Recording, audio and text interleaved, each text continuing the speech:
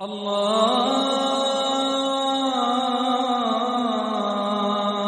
أكبر Inshallah, we have one concluding session left. Inshallah, if you can bear with us and stay, inshallah, I think we will really enjoy it. I would like to now invite Brother Mustafa White. He is currently serving as the board chairman of the ICNA Convention of Justice. He will be talking about finding the Malcolm within us, finding the Malcolm within you. Inshallah, without further ado, Brother Mustafa.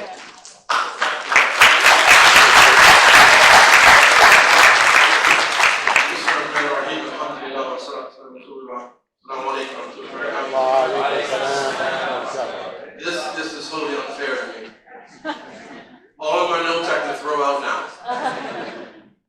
Speakers before me have all given my talks, told you all the good stuff, but I'm going to just take a few moments to try and summarize what I had to say about Malcolm. And after hearing about his death in 1965, my mother told me Malcolm X was killed last night up in New York, and there was rioting going on in Philadelphia, she said. I was living in Delaware at the time, I was 14. But by 1966, we started getting his albums. You know what records are? So they're like LPs.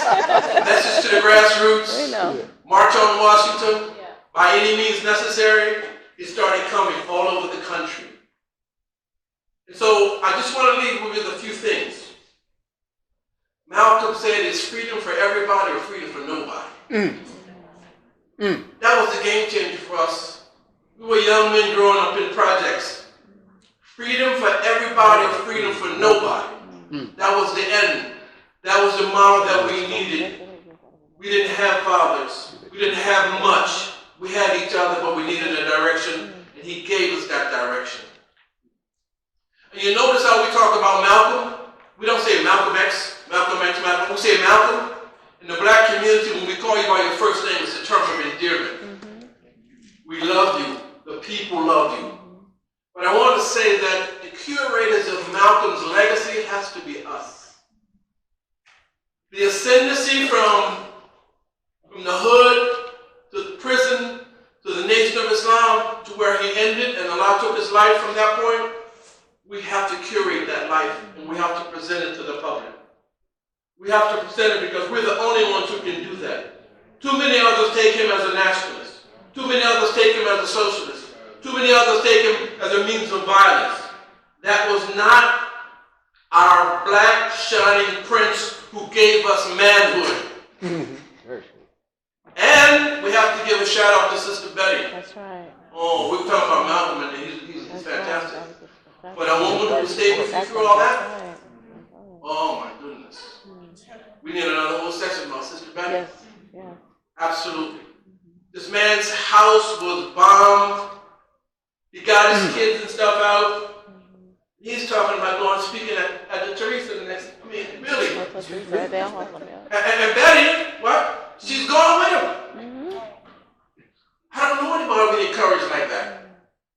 We didn't know anybody like that. That's why this is the most fantastic individual that is approaching sainthood amongst us that we've ever known. Ever. Line up all the civil rights leaders and all those folks that they call leaders and things of that nature. There's nobody like him. A fantastic individual with absolute courage. Absolute courage. And they want to use that metaphor all over the world now about by any means necessary. And they just stole it from him. We can't let them take Malcolm from us. He's ours. And the metaphor that he used about the house Negro and the field Negro is one of the greatest lessons to be taught and used about in terms of how Malcolm taught us. He could look at you and respond to you and insult you and you would laugh too. He could talk to the people where the people were. From the PhDs down to the street folks. We love this man. He is ours. And I agree with everything and more of what all the panelists have said. And my friend here, who is my go-to guy for Malcolm, I've known him for over 50 years. We came into a Islam together. And we were all Malcolm wannabes. All of us. He was the model. Google Malcolm X glasses, and you'll find Malcolm X glasses. We wanted to wear those glasses. Malcolm was the coolest, hottest thing around in 69 and 70 and all that, and that's all we wanted to be. We honor this man and trying to be like him because he brought us to the doors of Islam. That is the thing that you have to remember, that Allah took him through those stages, those stations of life, and when he finally got there, 1 year after Hajj, Allah took his life. There's some wisdom there. We have to understand that. He brought us to those doors. Of course, had he continued to go on, we couldn't have followed him because he was way ahead of us. He was way ahead of us. But his life, his legacy, his family, his wife, we have to all put it in perspective. We are here, and Malcolm was absolute genius. Absolute genius. And you will not, in my opinion, find another individual like it on earth. He was the most unique thing that I have ever read about, and I love all the other folks, but they all came behind him. They all walked in his footsteps. We have to walk in his footsteps, and as I said earlier, we have to be the curators of his legacy. The rest of the program is going on, and I don't want to take too much time because the main speakers are happening now at 5:30, and Salat is due. But think about Malcolm. You don't have to have all 52 of the books that he had, but the legacy of Who Killed Malcolm, this new book by Hisham Jabber's relatives, keep up on these things. He was greater than even what we said here, by the grace of Allah. And we have to keep his life in perspective.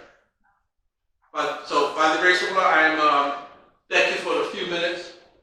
And don't do that to me again. I appreciate everything. But Mabel is going to be one of the organizations that are going to put this thing into perspective. By the grace of Allah, we're going to ask maybe brother Jihad and maybe Sister Ieasha, they're going to write a book about it. And I said maybe. Because what they put down today is how we should use a thing.